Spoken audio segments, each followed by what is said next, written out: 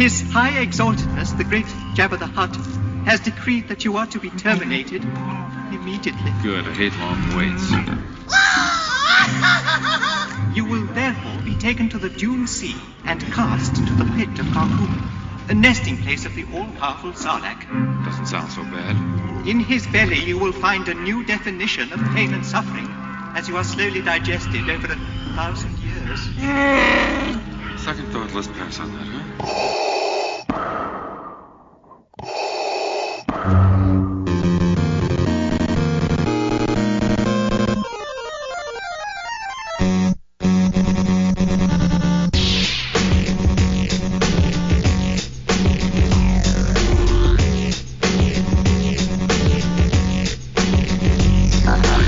Welcome, Masters and Padawans, to episode 571 of Full of Sith. It's me, Bryan Young, a host of the show, and with me, as ever, it's the redoubtable Holly Frey. Hi. This is our first show of the year of 2025. Oh my gosh, it is. Yeah. Hadn't even thought about that. So we're entering our 12th year as Full of Sith. And this is the anniversary month as well. So yeah, happy 12 years of Full of Sith.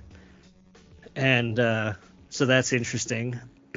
The show is a dozen. It really is. We're going to talk today about the creatures of Star Wars, but I thought it would be funny. I wanted to tell a quick story before we start that. That was the weirdest thing. I had the weirdest dream, like literally last night. Okay, bring it on. We were recording a show, but like somehow we teleported inside Rancho Obi-Wan in the middle of the night while we were recording. Okay. And then we were like, you know how they had that bedroom set up? Yeah. So, like, we're in there and we're like, this is so cool. We're in Rancho Obi-Wan. And I'm like, this is a problem, Holly. And you're like, why? And I'm like, we're here after hours and the alarms are going to go off. And, like, I know Steve and Anne love us, but the cops are going to show up. And you're just like, no, we're good as houses here. Like, everything's going to be okay. And so we started going through the museum and I'm like, I felt like Shaggy to your overconfident Fred or something. And you're just like, we're just going to take a stroll through here. And then cops showed up and Steve is like, what are you two doing here? And we're like, and I was like explaining, like, I have no idea how we got here. Like, this doesn't make any sense to me. Like, I have no idea. And that's sort of where it ended, but like trying to explain to Steve that we were somehow teleported there in the middle of the night and there was no reason we didn't break or enter. It was all pure magic happenstance and maybe it was the Force. I have no idea. It was bizarre and weird. I mean, there are worse places to wake up unawares than Rancho Obi-Wan for sure. Yeah. That would be fun. Steve was sort of like, I woke up with Steve going like Steve was debating whether or not to press charges. Steve, no, I promise. We didn't mess anything up. We just looked at it longingly. Yeah. That's very funny. Yeah. No, it was weird.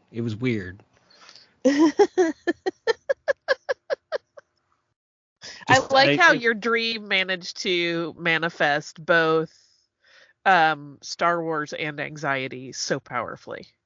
Yeah, no, it was. That's my life. That's what my subconscious is all the time. My subconscious has, like, I used to joke with people, like, imagine if my brain is a 6-cylinder engine. 4 of those cylinders are constantly Star Wars, but it's probably a lie. 3 of those cylinders are probably always Star Wars, and 1 of them is always anxiety. Yeah. And so, like, the 4 of those 6 cylinders that are running my subconscious are probably always running during my dreams. And so having a Star Wars anxiety dream is not out of the realm of possibility. Right. It's in the mix. It's just there, yeah, waiting to happen. But Well, I'm glad we didn't get arrested in reality. Yeah, no, I mean, I can't imagine us doing anything actually nefarious with Rancho Obi-Wan, but I just thought it was funny that we were like, I was stressed out about, hey, we're recording this podcast, but now we're going to get arrested. Let's not do that. Yeah, no. Do you want to talk about arrestingly sometimes cute creatures, though? Yeah, so when I asked what Holly wanted to talk about for this week's episode, the only two words Holly told me were trash crabs. Yeah. Trash crabs. Love them. Yeah. Love them. So on New Year's Eve, most of us who are into Star Wars were watching Star Wars. Whether that was new episodes of Skeleton Crew or, well, I mean, like, for my New Year's Eve, it was all Star Wars because I did Skeleton Crew and then set up Return of the Jedi for the Death Star to blow up at 10 p.m. my time, which is midnight New York time, because I was like, as long as it's midnight somewhere in America, I'm good to go to bed after that. Oh my goodness. And I did. I went to bed at like 10:30 my time, and it was great. You early to bed folks.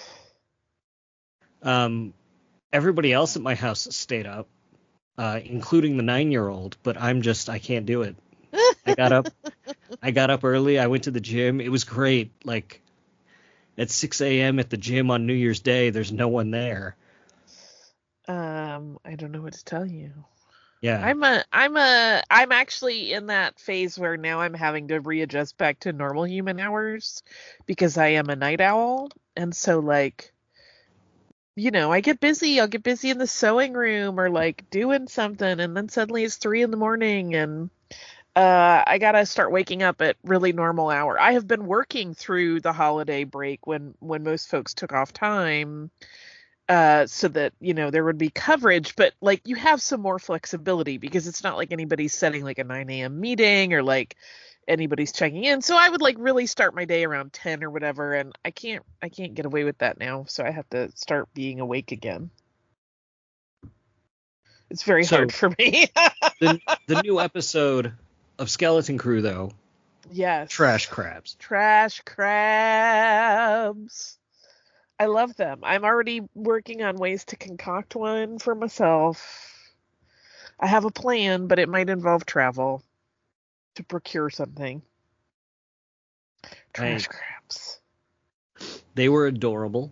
I love them. I know they were kind of... some folks want to say the trash crabs are evil. They're just trash crabs. They're just doing what trash crabs do.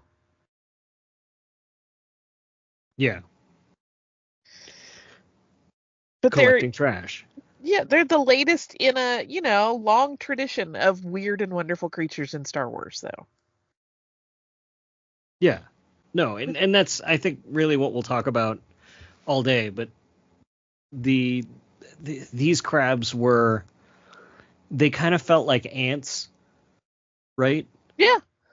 But they had that crab quality, especially since they were near the ocean, and they were definitely crustaceans, and they led Wim and KB to a giant crab. To Star Wars Tomatoa. Yeah, which was adorable. Which was actually a Phil Tippett studio creation. Yeah. Also, can I just talk about how funny it is to see a crab walking around with a protocol droid leg sticking off of it? That's inherently funny and charming. It is. I love the variety of just bizarre creatures that this new era of Star Wars has been giving us. Oh, yes. I love the creatures that all of Star Wars has given us, and I think that's something that Phantom Menace gave us really cool new creatures, but it also kind of brought us back to a lot of old ones. Like, I remember when Phantom Menace came out, it was like, Well, we went back to Tatooine, and that was where we saw a lot of new creatures. But we got Naboo, which was cool. So we got like Fombas and Kadus and OPC killers, and yeah.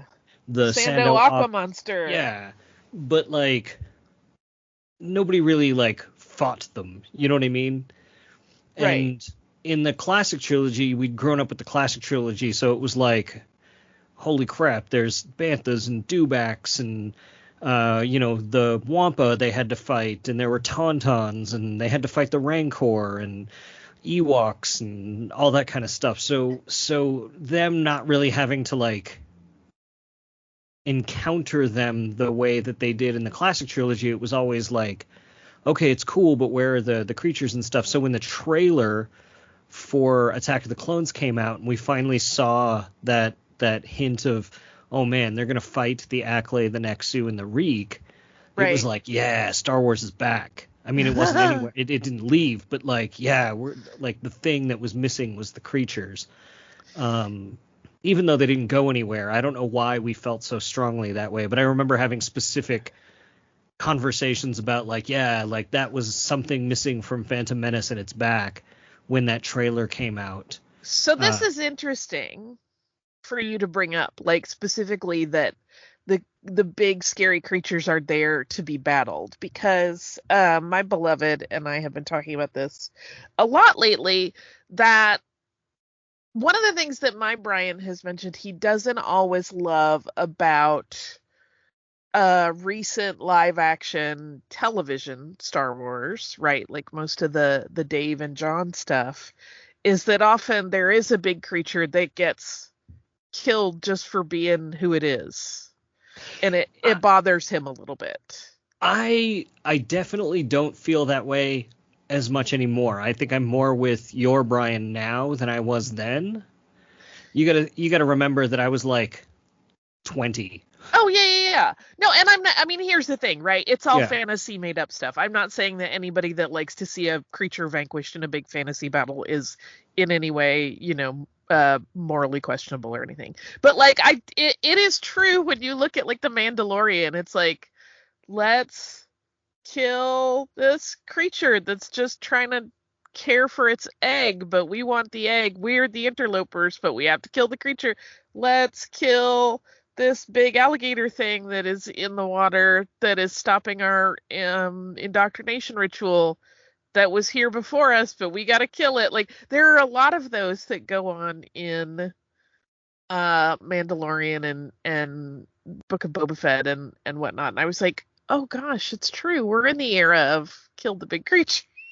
That's kind of what I really loved about Rebels, though, is that Ezra's whole power was like really tapping into communicating and empathizing with them. Yeah. Even like the Fear Knocks and the Kryknas and like the ones that you would think needed to be defeated. And like the Kryknas were on both sides of that, where there were times where it was like, holy crap, these things are trying to kill us, and they just murder them wholesale. Yeah. But then Ezra would still be like, no, we can commune with these. Yeah. That is one of the things I have always liked the most about Ezra. Yeah, and it's interesting though, because we aren't getting that in Skeleton Crew, right? Like Tetanus, which is the name of the big super crab, didn't get killed. They just ran away. Yeah. Which I'm very grateful for. So in fact, Tetanus lives to destroy again. The big monster they had to run away from was actually like the garbage masher sort of situation. Yeah. So fun. Yeah, no, and I really like seeing different iterations of the creatures on different planets too. I really, really loved seeing EOPs at Akron. Ew. Because they looked different. They had different, like... They have horns. Yeah, they had horns, which are different than the EOPs on Tatooine, and that actually fits the idea that they were, like, specifically, like, colonizing these planets for a specific purpose with specific species. Yeah. which is really fascinating. Like, why Eops? Because they're so cute. I know it's not because they're so cute. It is probably, in fact, because, I mean, as Neil's parkour girlfriend says, like, their existence depends on them. So they're clearly using them as mounts. It seems like they're using them as a food source. They're very versatile in terms of a livestock animal. And hides. They mention hides several times, so it's presumably clothing them. So that's kind of interesting in that regard. Eops apparently have a lot of uses. Yeah, and I don't know. I just really loved them in Phantom Menace, to be honest. Me too. I think they're so cute. They added a really nice texture to Phantom Menace, or to Tatooine in general. And I know some folks have a problem with one of them farting on Jar Jar, but, like, I don't. I don't either. I don't even like fart jokes generally, but, like, that didn't bother me at all. Right? Yeah. Like, and I remember kids in the audience giggling uproariously at it, and, like, that's all you need. My 9-year-old still does. And I don't know, I guess I just never, like, my 9-year-old thinks farts are the funniest thing in the galaxy, and I think every kid from the age of, like, 7 to 12 think farts and like bodily fluid humor is the funniest thing in the world. So, like, the couple of bodily function jokes, the few that we get in Star Wars, are nothing compared to how often you hear the word fart when you have a kid from that age. You know what I mean? Yeah, I don't, because it's one of the many reasons I opted out of parenthood. But yeah, no, I don't blame you. I'm glad that people are having kids who want them, because we need future generations of smart, interesting people. But no, I would not be good at it, and I'm not good at playing along with things I don't like, which I think is something you have to be really good at to be a parent. Yeah, I mean, you have to find that inner bandit healer. Yeah. But no, I mean, like, there's lots of creatures that play into that, whether it's the EOP and its fart, or the wart and its belching, or Right. Jabba and his belching. Exactly. Like, we have already been in a realm in Star Wars of creatures with bodily function noises. That's not new. So I never understood why that was such a sticking point for people. One thing I really love, like, you brought up Tetanus, the crab in Skeleton Crew, and how Phil Tippett's been working on him. I really love how Phil Tippett has actually created this really great legacy of working on Star Wars going back. You know, he started working on A New Hope with the Dejarik set and characters. Yeah. And he really pioneered the go motion techniques that gave us, like, pretty much all of the best sequences in Empire Strikes Back, with the Tauntauns, and the AT-AT walkers, and really did the stop motion work there. He was the puppeteer. His hand, brought the Rancor to life in Return of the Jedi, and he was part of the creature shop that really made Return of the Jedi's creatures look like what, like, he established so much of the look of the creatures, or helped establish that look of the creatures in Return of the Jedi. And that he's been brought back to do these things. Like, they brought him back for Force Awakens to work on the Dejarik table again, and then it's like, oh, all of a sudden he's popping up here or there, and they've let him kind of cut loose with some of his weird stuff. I rewatched that episode in Mando season, was it Mando season 3, with the giant spider creature under in the Mines of Mandalore. The with ice the big spiders. eye. I love that thing. I love all, but I like spiders. Admittedly, that's not for everybody. But I love them, and I love Kryknas. The ice spiders apparently related. I love that it harkens back to original Macquarie stuff. Oh, we're talking about two different things. Oh, we are. What are you talking about? I'm talking about the big one in the cave in the mines of Mandalore, where Mando gets captured and Grogu has to go get Bo-Katan's help. Oh, was that a spider or It's like a cyborg spider creature thing with the big eye, the big magnified eye. I know what you're talking about now. For some reason, that did not read as spider to me. Well, in his big body, he had like 6 legs, I think. That's not a spider, sir. No, I meant like spider, like he has arachnid qualities. I see. I'm trying to look up that critter so I can get a picture. I'll keep looking. Anyway, but the point is they keep bringing Phil Tippett back. Yes. To do stuff. And so mildly Star Wars related in a couple of different ways. There's an episode of Rian Johnson's show Poker Face. Yeah. That loosely inspired by Phil Tippett, starring Nick Nolte as the Phil Tippett-like character. Yeah. That you should watch. That's really terrific. Oh, that whole series is spectacular. Yeah. It really is. Rian Johnson's terrific. I mean, wholehearted concurrence. But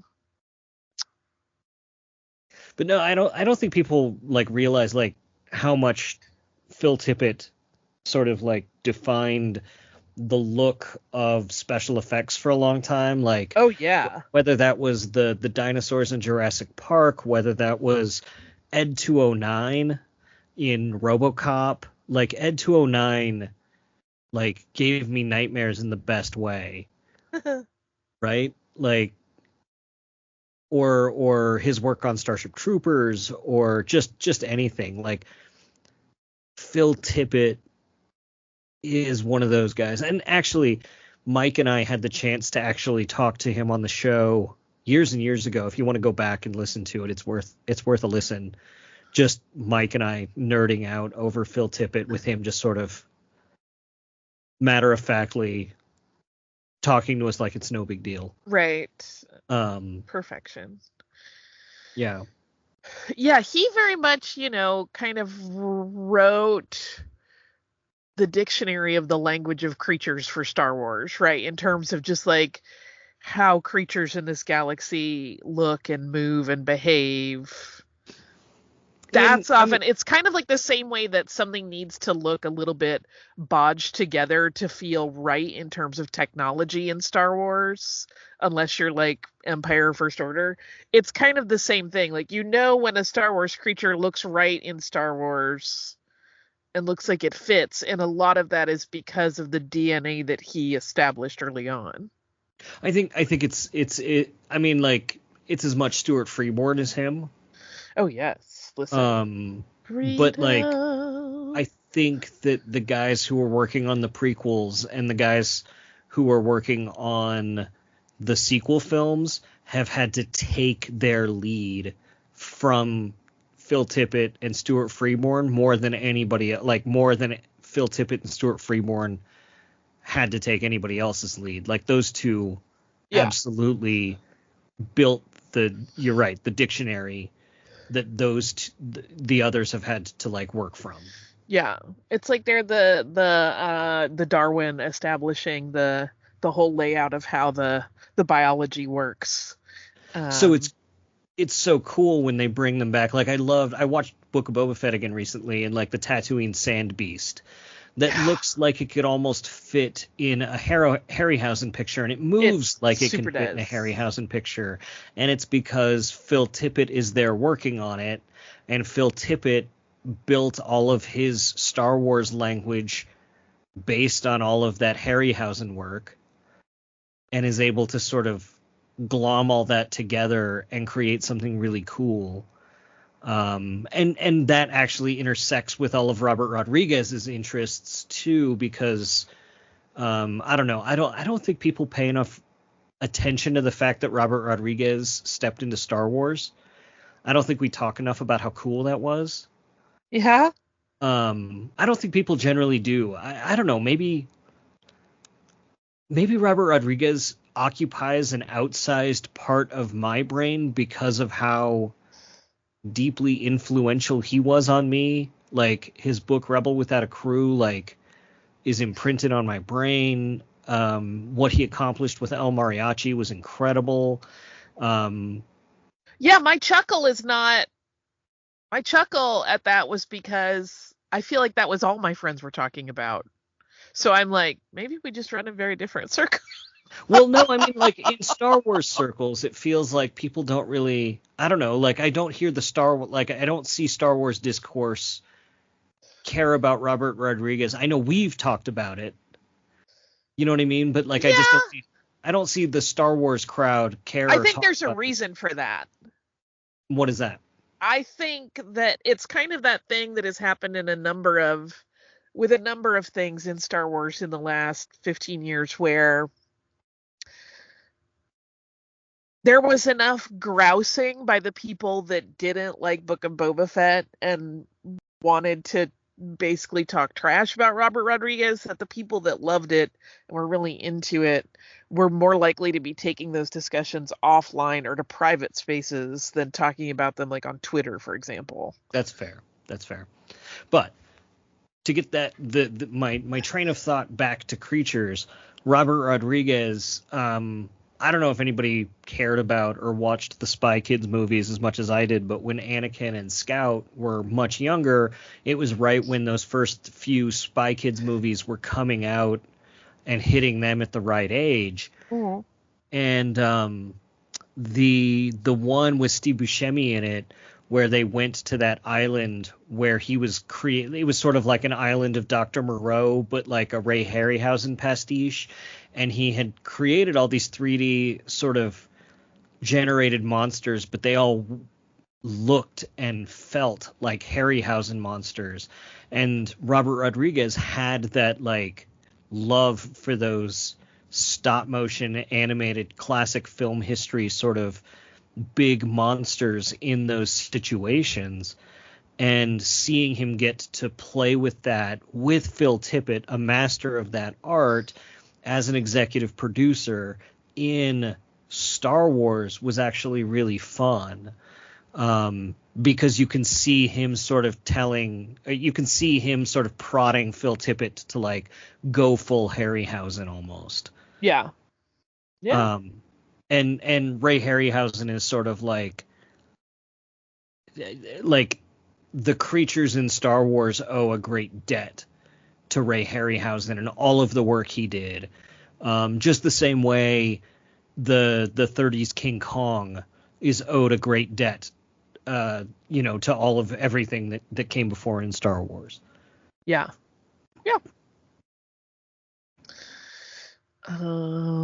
Creature. Do you have I want to know, off the top of your head, like, your favorite 3 Star Wars creatures.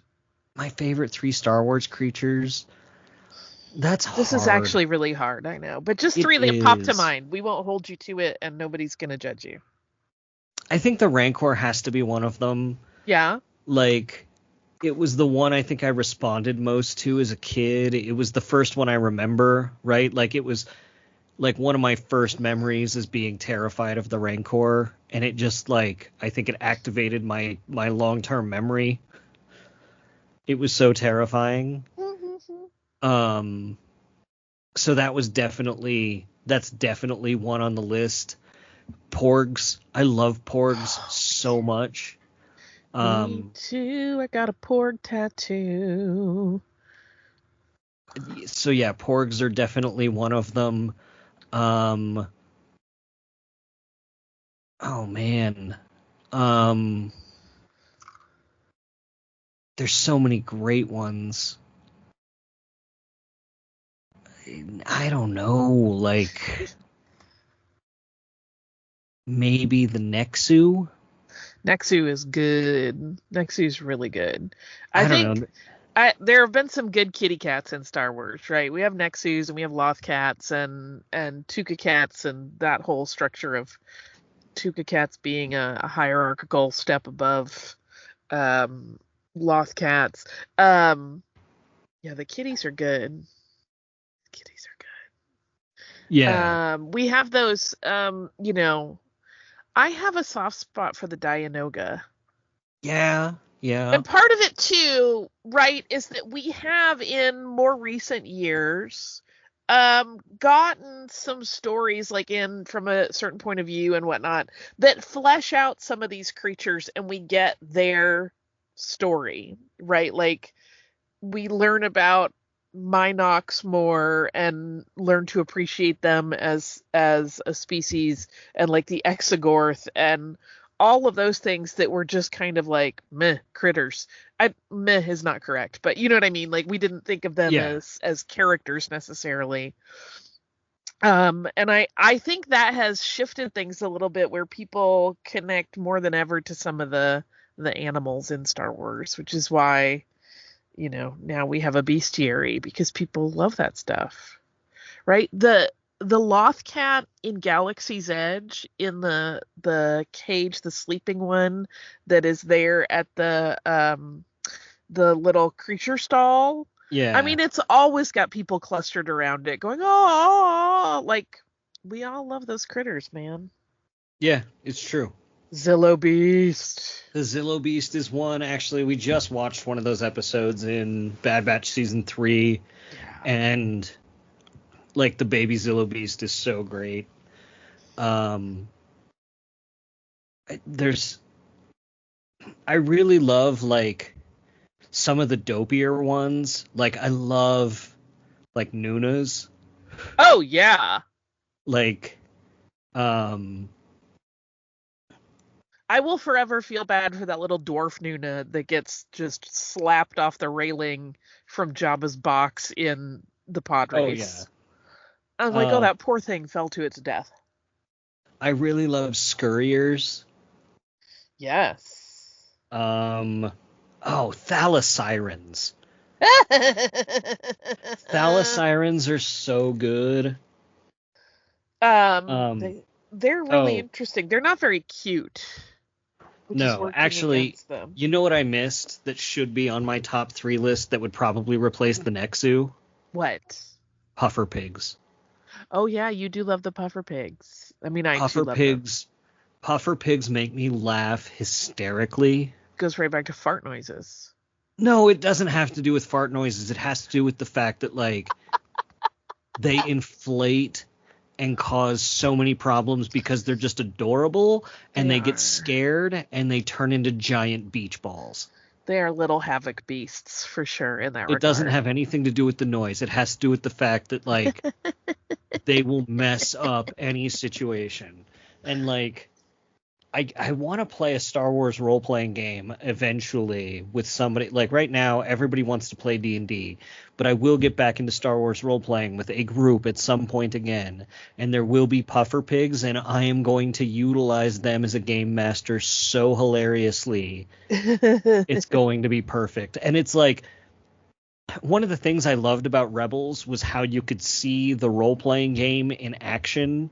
And I think part of that was Pablo's influence, because Pablo is like, if there's a crown for biggest Star Wars West End role-playing games nerd, more than just biggest Star Wars nerd, which I think Pablo would definitely be in the running for that crown, there's no question that Pablo would earn the crown for biggest West End Star Wars role-playing game crown. Yeah. And you could see the thumbprints of that game inspiring so many of the aspects of that story. And puffer pigs are one of those things that just a really clever game master would come up with to just have a really fun session. And I want to use them in a session so bad. They're so great. They're right. They're an interesting thing to use in something like that because they can be a catalyst for mayhem. Yeah, I get it. I also think it's interesting, and this is something to do with fandom in general, right? That like, and I am one of these people, that a thing will appear on screen for like a second, and like a whole herd of us will glom onto them and just want them. Hello, Skuras. Like, who doesn't want a little tiny Skura to have around? Everyone wants one. I do. And there are a number like that. But here's another thing I wanted to ask your thoughts on. Yes. Because it's Star Wars and it's not our planet, there are a number of species that skirt that line between like something you would call a species and something you would call a creature. Do you know what I mean? Yeah. Like even the Ewoks, I would say, kind of skirt that line for a lot of people because they seem sort of like primitive animals, but they're obviously not, right? They communicate and they have their language and their own technology and stuff, right? But then it's like it becomes that question that I think we have in the real world as well, right? Of like, where do you place the value of saying an animal is a sentient being versus a mere animal? And I use that phrase very loosely because I don't necessarily think mere is the right thing, but you know what I'm saying? Yeah. Like Kim is a great example. She looks completely like an animal, but she's, speaking with them and chatting. And that's another thing that's come up, right? Recently in Star Wars.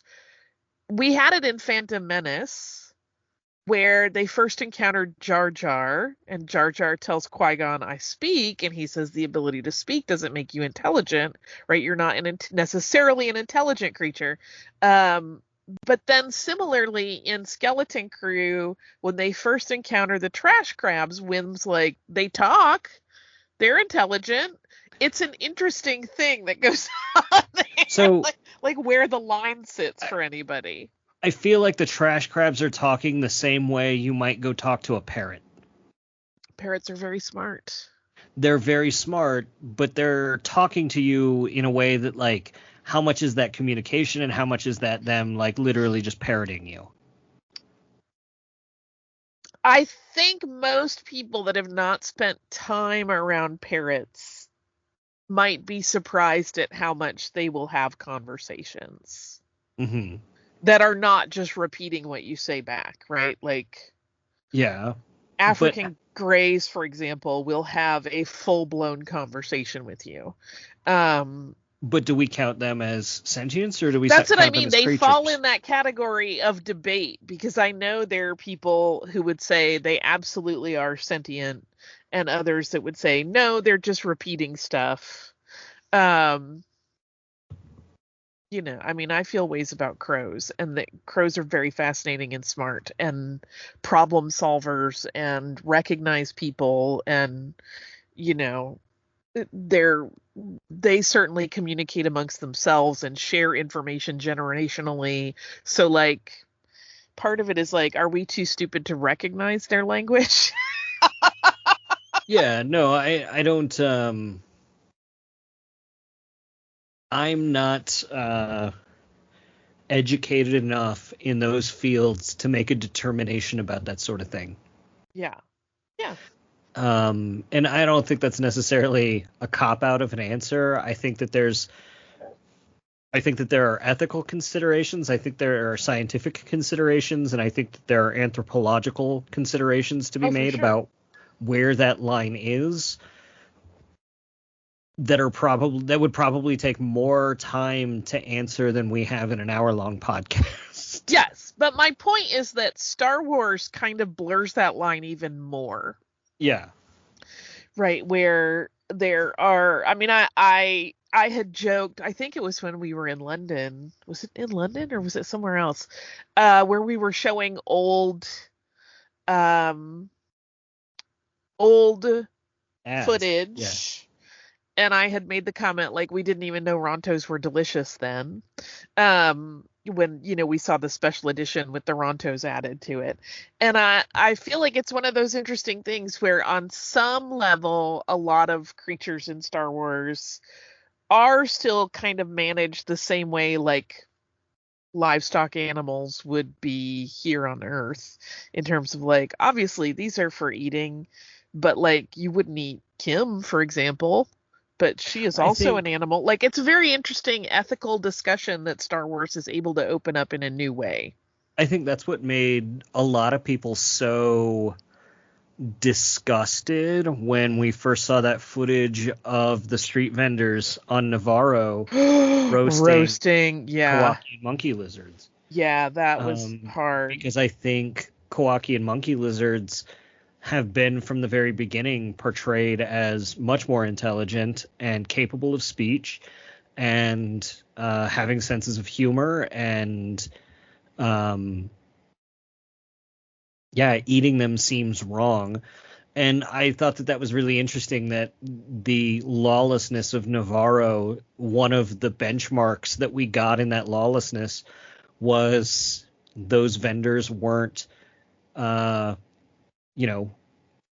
feeding people monkey lizards anymore. The Kowakians were able to just live in the trees and free over the course of that planet cleaning up its act.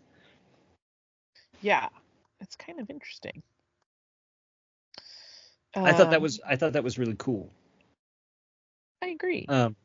One of the people responsible for the look of the creatures that I think helped set the tone, not for the more sentient creatures that I think like we think more of Stuart Freeborn and Phil Tippett for, would be Teryl Whitlatch. Oh yeah. I think it would be remiss of us to be doing a whole episode on creatures and not mention her name once. For sure. Her art is so spectacularly beautiful. Yes, and if you can get a copy of her wildlife book, her Wildlife of Star Wars, it is absolutely gorgeous. And she's really the one who,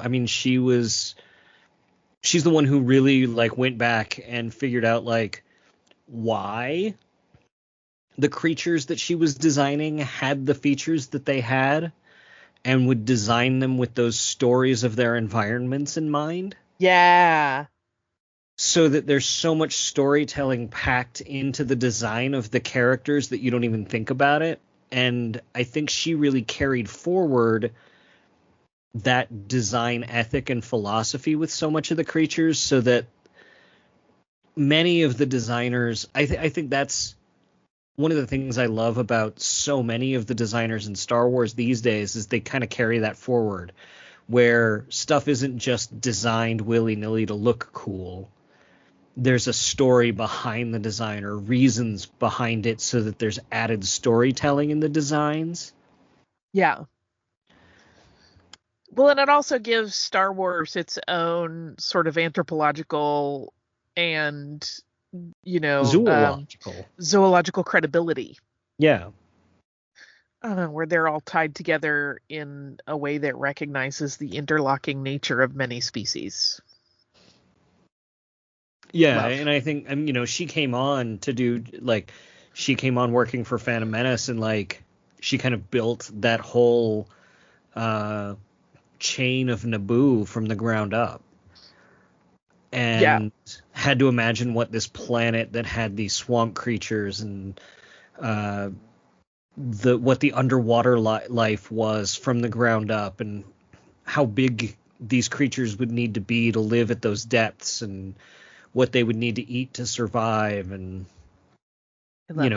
what you'd need for a Sando aqua monster to exist, and a Colo clawfish, and which, oh man, I loved Dryden Voss's, like, how much he was eating Phantom Menace aquatic creatures. Yeah. Yeah. Dryden Voss was just a great character. I agree. I really, really like Dryden Voss heaps. Not as a, person. Yeah. but as you said, it's such a great character, and so there's so much to unpack with him forever. Love. I Is hope we that get more stories about him. that kind of like ran my like because then I was thinking Dryden Voss and then Solo and then Chewie, and then I wonder if part of the reason the Empire started enslaving Wookiees was that it was easier to sell that delineation with Wookiees as like, well, they're not sentient, they don't speak English, like they're not, Right. you know what I mean? Like it's easier for the masses who don't know better, who can't understand them, to just buy that they're just hulking beasts that just do manual labor. Yeah.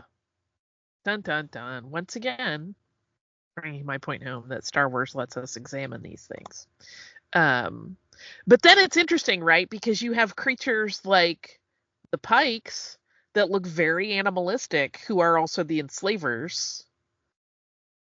I'm fascinated by all of it. And I know some of it is just like the fact it wasn't necessarily designed to offer up these opportunities to examine these relationships. Like it was, I doubt that there was a point like where they were conjuring up what, Admiral Akbar was going to look like. And they were like, and then we can really start to examine how people perceive animals as sentient or not.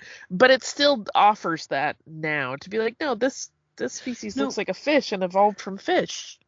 Actually, there was actually, if you go back into the Making of Return of the Jedi book, there was that debate about, we've talked about this before, where you can go back and look at the deleted scenes where General Madine was supposed to be, like they'd filmed him commanding Home One and doing all of Admiral Akbar's lines.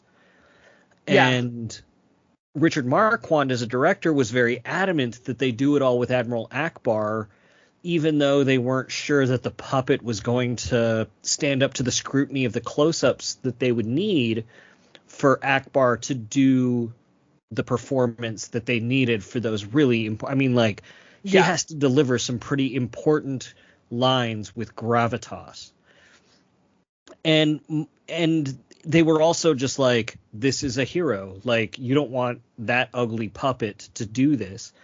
And Marquand was adamant that he wanted the ugly fish creature to do it because he wanted the theme to be, he wanted it thematically to say, like, I want people to know that the ugly fish creatures could be the heroes too.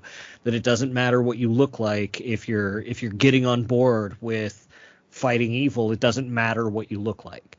Right. But that's slightly different than what I'm getting at of like examining I know, but it just reminded me of that. Yeah. And also like stop the truck, because monk cows are not ugly, they're beautiful. I was paraphrasing Marquand on the I know. I just want to make sure we establish that they are beautiful.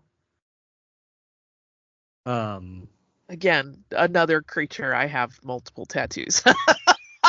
But are they a creature or a species?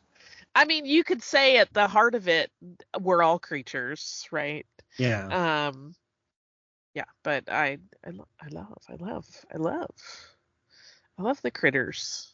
Yeah, no, Monkels are great.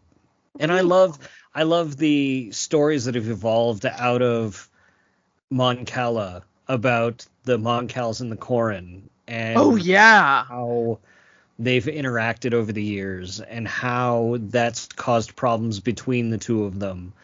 That whole arc in Clone Wars was so cool to me. Like, I lit up over all of that. And I don't know if it's just because I like aquatic things anyway. I mean, because I love, all of the various things that Star Wars can and does do, but something about those two species and examining their background just like really switched on all the dopamine receptors in my brain. Yeah, no, those were good episodes. And I really loved the idea.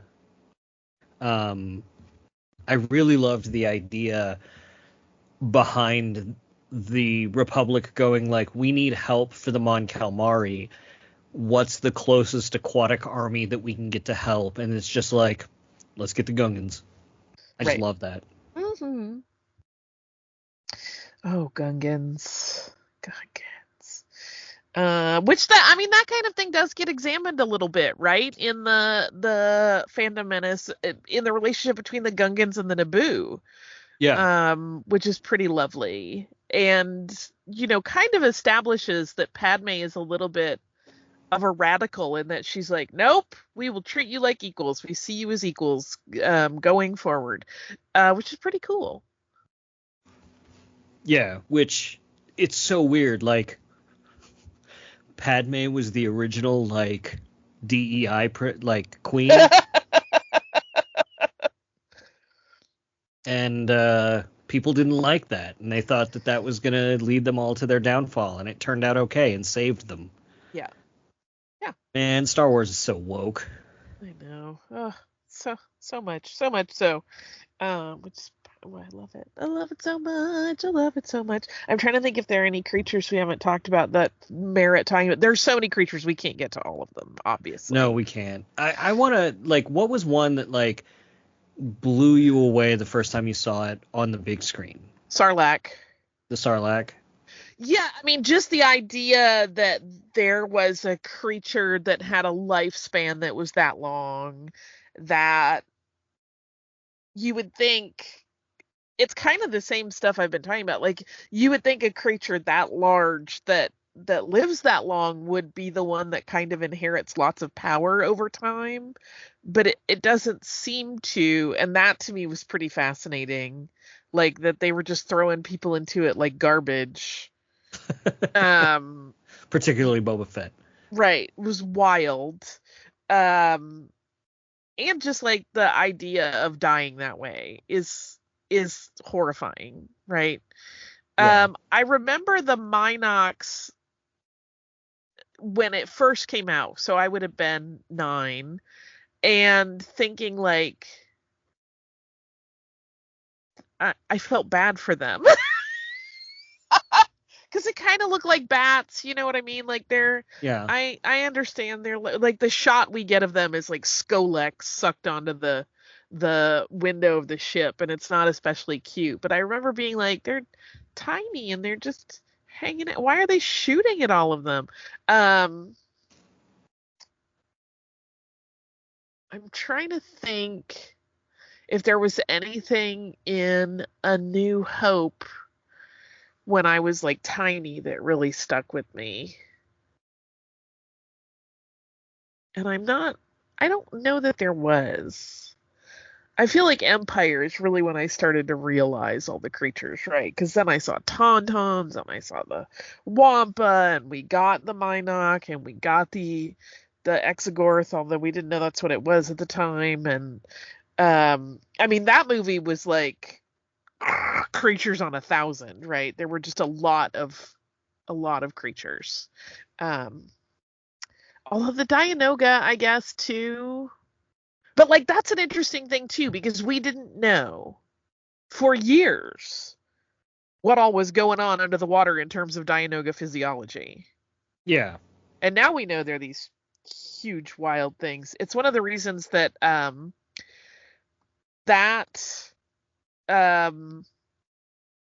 module on Star Tours where you're on the moon, where the pieces of I'm blanking out on which Imperial starship it was that kind of collapses with all the stuff that we go visit in Rise of Skywalker.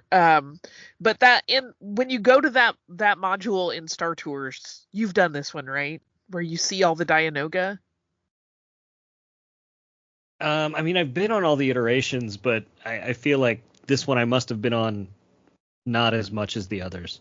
Oh, I love it. It's so cool because you just, the star speeder that you're in hits the water on that moon and like drops down, and as you drop under the water level, you see all of the Dianoga, and it's like I know it's meant to make people squeal and go, ah, but I'm like, ee, clap, clap, clap. Like, I'm always so excited because they look so cool.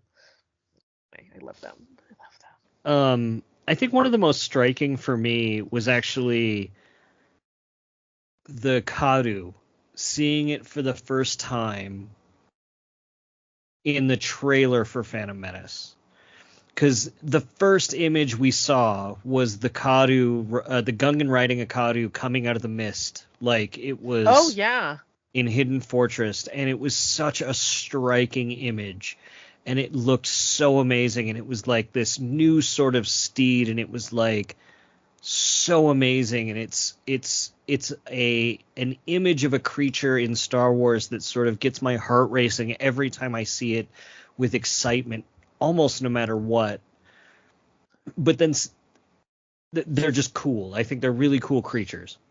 Well, and there's an interesting thing. I don't know if this happened to you. Maybe you are brighter than I am, but it definitely happened to me when we first saw them in that trailer. It was unclear to me that the feather adornments that are part of the mounting accessories that the Gungans use were not part of the Kadu physiology. Do you know what I'm talking about? Like those tall, thin feathers. And for the longest time, until I saw the movie, I thought that was part of their physical structure. And I was like, that is fascinating. They're still adorable and I like them. But I remember that being like, what is that thing?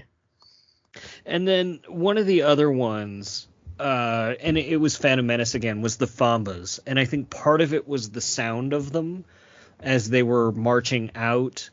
And part of it was the sound of them, that deep bass rumble mixed with the shield starting. Yeah.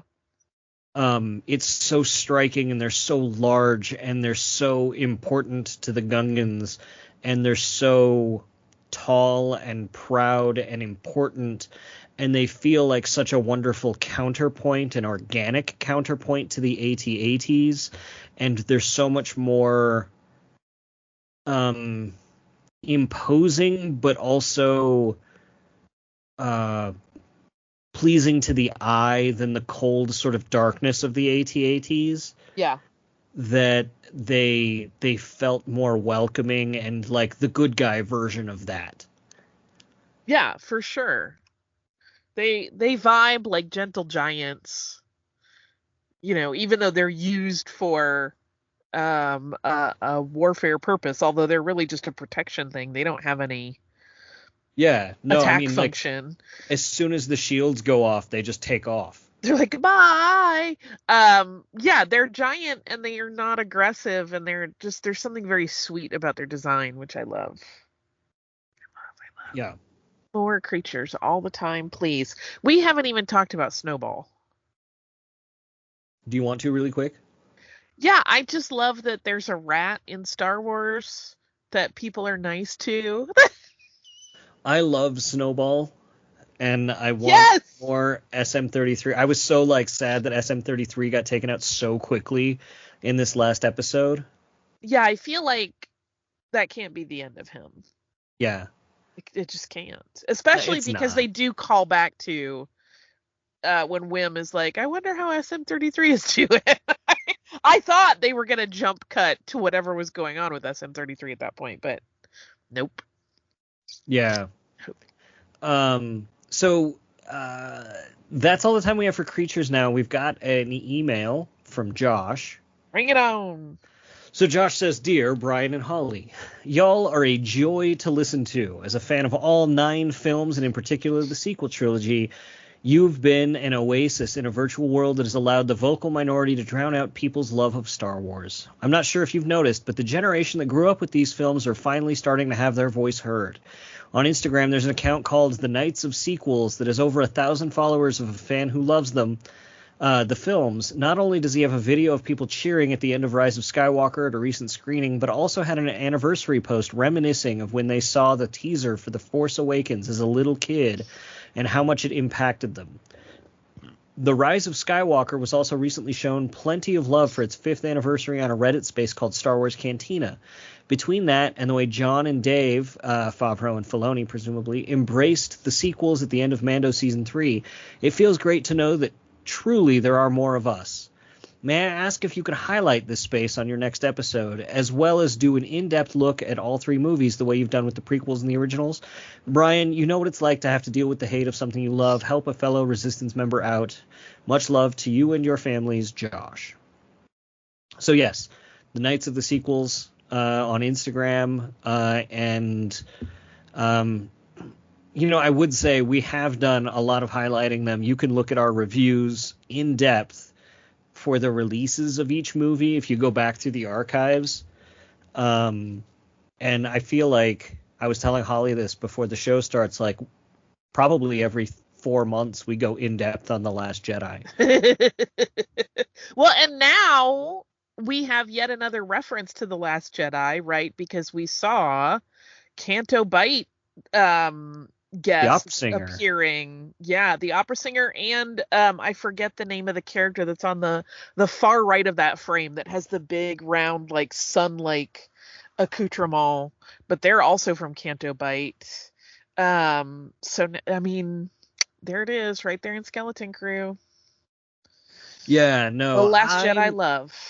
I've been telling people for a while that like people are going to grow into those films and it's going to take 15 or 20 years, and we're only a few more years out for 15 years of Force Awakens. It is bizarre to me that this is the 10th anniversary of Force Awakens this year. That's wild. Yeah. This is 10 years of The Force Awakens, Holly. And 12 years of this show, which is, it's interesting hearing back from folks that have gone back and listened to the entirety of the show, sort of now that all of the sequel films are out, and hearing them report back to like all of the rumors and all of the stuff that had happened and news that we'd reported on and our initial reactions and how things have evolved over the years. Just, having a show this long running is a really interesting time capsule of how sentiment and how the internet and how Star Wars has changed over the years. And so if you're interested in hearing that positive space of Star Wars over the last 12 years has been, full of Sith is there for you. And you can go back and listen to all of that over those last 12 years. And we've really tried to maintain that positivity over those 12 years. Yeah, I mean, what I really love and appreciate is that, there are things within Star Wars that, like, we don't always love everything. But I think the important thing for me is to model that behavior of like, that doesn't matter, right? And to recognize it, like, because you don't love something doesn't mean that other people shouldn't. It's fine. And like, you can still celebrate Star Wars as a whole. I don't understand why people want to not do that, but that's just me. I will always seek joy. Yeah. No, joy is much more fun to find than anger. It is. I think it's better for you physically. Yeah. There's no, like, there isn't any point in doing episode after episode or YouTube video after YouTube video of something I dislike. Even if someone has created some twisted monetary benefit to it, it's not worth the blood money. No. Like, I mean, I can't think of a worse way to make money. I really can't. I don't care how good the money is. Literally murdering people might be worse. Well, yes. Yes. I mean, morally, yes, for sure. But it just sounds awful to me to be like, how do you make a living hating things? What? Yeah. No, that's bad for you. It's like the antithesis of vitamins. I don't. Yeah. Yeah. Anyway, yes, so it's great. And I actually think, right, like that's been kind of a delight for me too, to like flex that muscle of like remembering that it doesn't matter if I don't connect to something because somebody else does, and there's still plenty for me to connect to, even when there are things that I don't like. There aren't a lot, but there are some that I'm not wild about. And like that's totally fine. And similarly, because we have a foundation where we know that, we and Mike and everyone who's ever been involved on the show, like, love Star Wars, even when there are moments of, that didn't quite land for me, it doesn't ever become a weird adversarial situation. I mean, we could make it adversarial, but shut up, Bryan. Oh no. That's the thing. Like, we'd both back down pretty quickly and go like, "Ooh, this is not fun." Right. Well, and it's just like I mean, there's no reason for, you know what I mean? There's just it's fake and in space. You don't have to love everything. Take the stuff you love and run with it, and just raise your freak flag, because life is too short, and the world is always gonna, come up with new ways to cause stress. Why would you do that in the thing that is supposed to be your like hobby and fandom? I don't understand it. Yeah, no, it doesn't make sense. But things don't have to make sense to me all the time. They don't. Yeah. So where can people find you, Holly? Making no sense on the internet. I'm on Instagram as SurlyGirly5 and on Blue Sky as Holly Frey. Stuff you missed in history class, trucking along. You can always listen to me there if you are not tired of hearing me yap. There's also Criminalia, which is historical true crime, and we have a book that is from the Criminalia podcast called Killer Cocktails, which is stories of historical true crime and cocktails that go with them. I think that's all the main stuff. What about you? You can find me online at swankmotron.com or across social media at swankmotron. I also have a brand new Battletech book coming out January 24th called Voidbreaker that you can pre-order wherever it is you get books digitally, or you can pre-order signed copies from me on my website, which is pretty cool if you want to do that, and that's swankmotron.com. As far as Full of Sith goes, you can go to fullofsith.com and you can get, like I said, the entire back catalog of well over 600 releases of the show and 12 years of content going back to before The Force Awakens even came out, and listen to all of those releases. You can send us email at holocron@fullofsith.com, and we'll go through your emails every week. And we would love to hear from you, so please send us that email at holocron@fullofsith.com. And please be sure to rate and review the show wherever it is you listen to it, and tell your friends about us or something. I don't know. I'm not the boss of you. Holly, is there anything else? No, I realize I forgot to mention. What? In the places you can find me. If you would like to see me talk about history, on the History Channel's The Unbelievable with Dan Aykroyd. I'm also on a lot of those episodes these days, so that is another place to encounter me. I'm sorry. Unbelievable.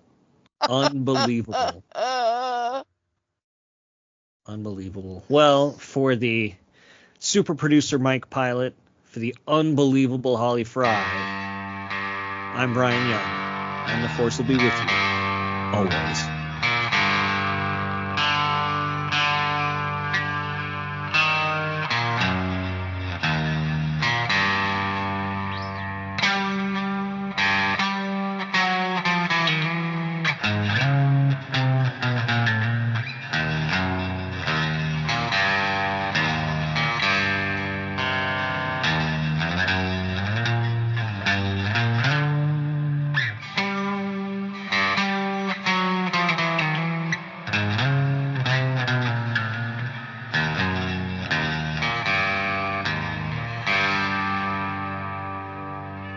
Sir, if you'll not be meeting me, I'll close down for a while.